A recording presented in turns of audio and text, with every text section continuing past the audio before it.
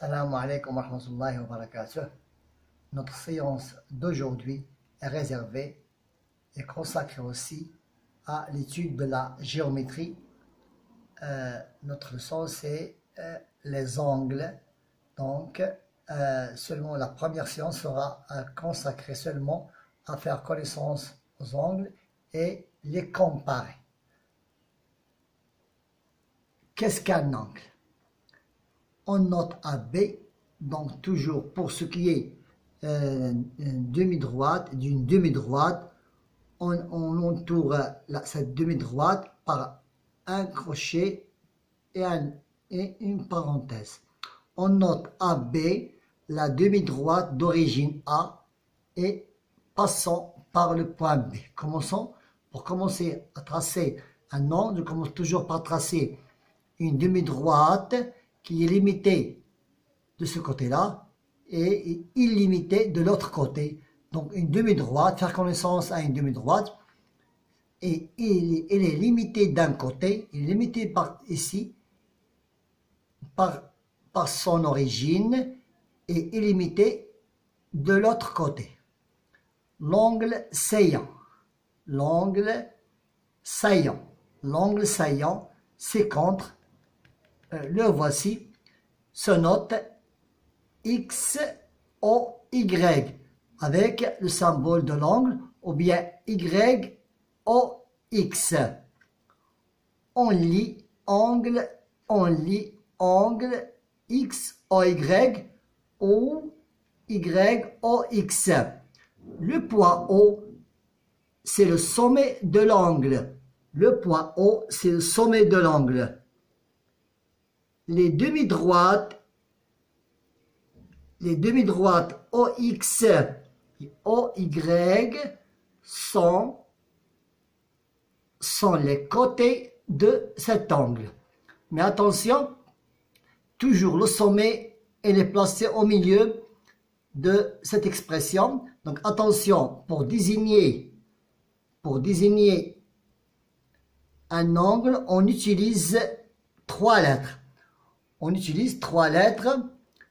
La lettre centrale, ça veut dire B, ou bien B ici, ou bien C ici, correspond au sommet de l'angle.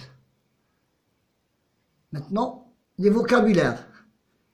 Donc, nous avons ici quelques vocabulaires concernant les angles.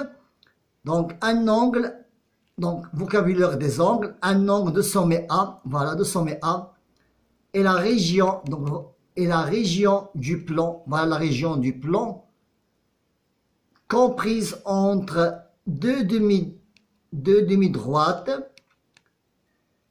d'origine A. Les deux demi-droites d'origine A s'appellent le côté de l'angle. Maintenant, comment? Unité d'angle et la comparaison de ces angles. Prenons le premier exemple, l'angle aigu. Un angle aigu est plus petit qu'un angle droit. L'angle droit mesure 90 degrés. Donc, toutes les mesures qui sont encadrées et comprises entre 0 et 90 degrés, ce sont des angles aigus. Donc, un angle aigu est plus petit qu'un angle droit. Sa mesure est comprise entre 0 et 90 degrés. Passons à l'angle droit. L'angle droit, c'est un angle à ses côtés perpendiculaires. Voilà le côté vertical et le côté horizontal. Donc, sa mesure est égale à 90 degrés. Un angle obtus. C'est un angle obtus est plus grand qu'un angle droit.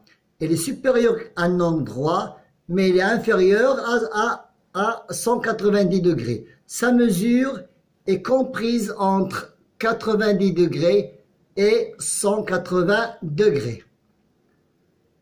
L'angle plat. C'est un angle plat. L'angle plat, à ses côtés, dans le prolongement, voilà, de ce côté-là, le prolongement à gauche et le prolongement à droite, l'un de l'autre, sa mesure est égale à 180 degrés. Maintenant, une petite remarque, l'unité d'angle usuelle est le degré. Ce que vous voyez ici, c'est l'unité usuelle et le degré, son symbole, et voilà le degré. Donc, le rapporteur, tous les rapporteurs sont en général gradués dans les deux sens.